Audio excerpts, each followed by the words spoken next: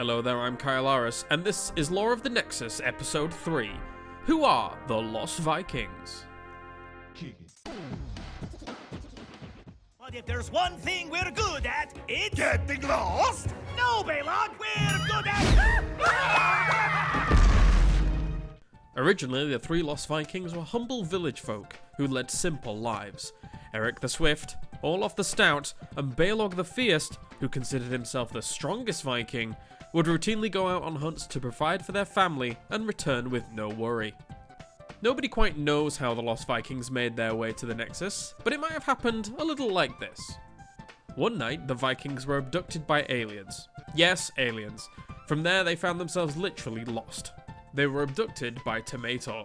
Tomator was the evil emperor of the Croutonian Empire.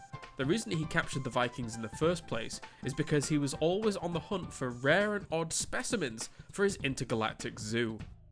Despite being captive though, the Vikings managed to escape. They had to find their way home via traversing and navigating many foreign worlds through time portals. In the Lost Vikings games, players would have to navigate levels by controlling three Vikings one after another, utilising their different strengths at each point during each map in order to find the exit. Each of the Vikings would then have to make it to the end before you could even finish the level. Eric was by far the quickest, and could also jump the furthest and highest. Olaf was used primarily for blocking attacks, but could also use his shield to glide if it were held above him whilst falling. He could also allow the other Vikings to jump on top of his shield for extra height. Baylog was the fighter. Despite us only seeing him throw his sword in Heroes of the Storm, he also used a bow and arrows during their first adventure as well. This would be mostly used to press buttons and triggers, aside from fighting enemies that were also ranged attackers.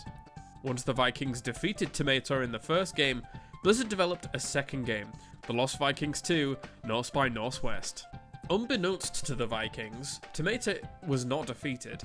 After returning home from a fishing trip, Tomator once again abducts them and orders one of his robotic guards to send them to the arena to fight.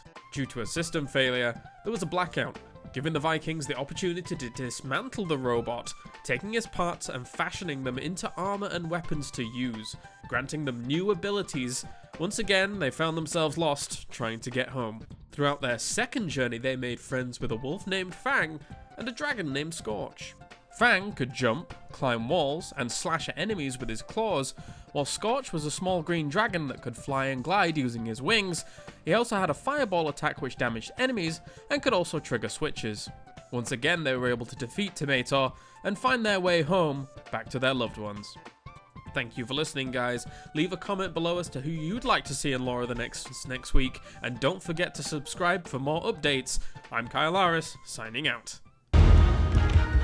Oh, Eric, I gotta go, Ramona. Please.